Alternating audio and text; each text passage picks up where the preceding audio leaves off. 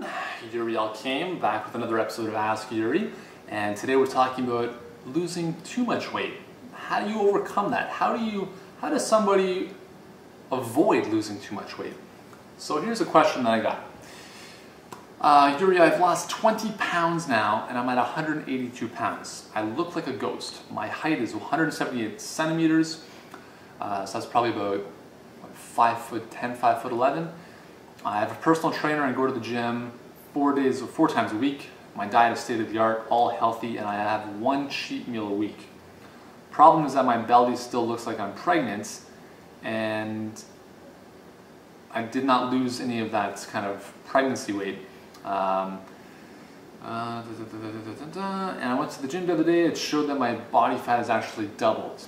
The health manager told me that I'm starving my body, so now it's storing all the calories in fat. Okay, so she gives me a couple things of her daily diet, which I'll share with you in a second.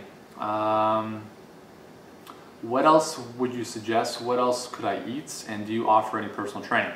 Well, no, I don't offer personal training anymore. Thank you for asking though. Let's look at what's going on here first. Okay, so she's lost a lot of weight, but obviously not in the belly, right? Obviously not in that from her pregnancy. So very common, once again. Breakfasts, oatmeal and blueberries, 2% low-fat milk. After a workout, 2 cups of low-fat milk with protein. Snack number 1, 7 to 10 almonds. Lunch is chicken, boneless, skinless with veggie or beef.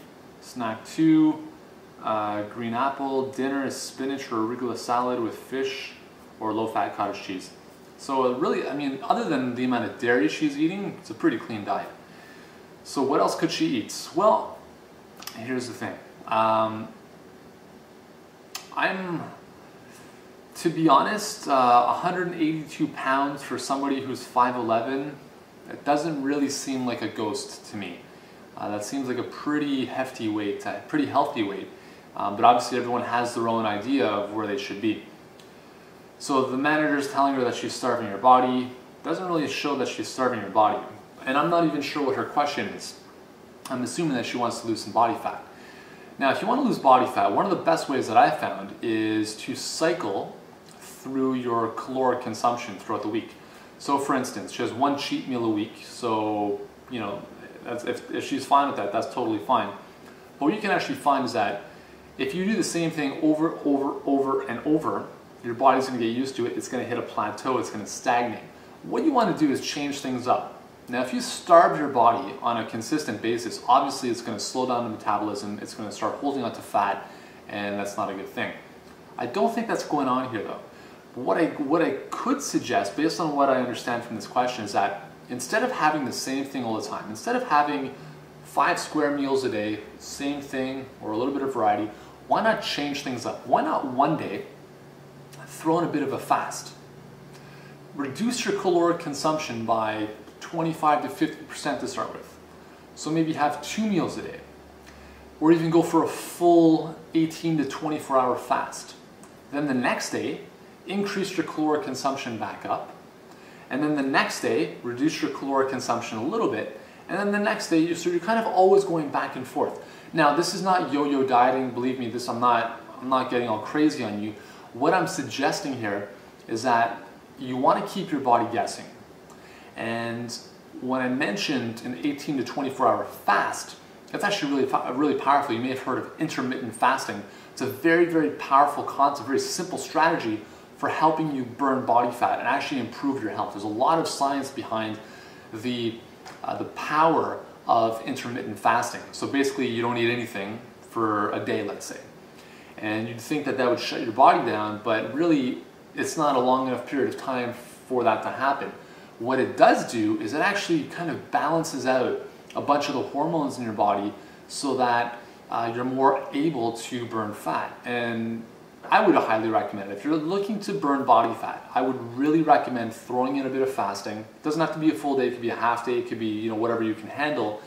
And then the next day, get your caloric consumption back up.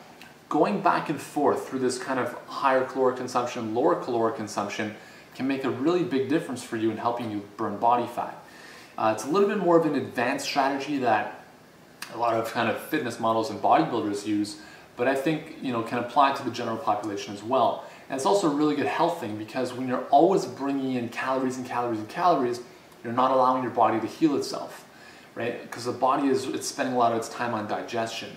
So if you can go through these, you know, cycles of, you know, a day of higher caloric consumption, eating more food, as she mentioned here, a day where, you know, maybe there's a bit of fasting involved, another day where there's a lighter amount of food coming in, and if you couple that with your exercise, then that's going to make a big difference.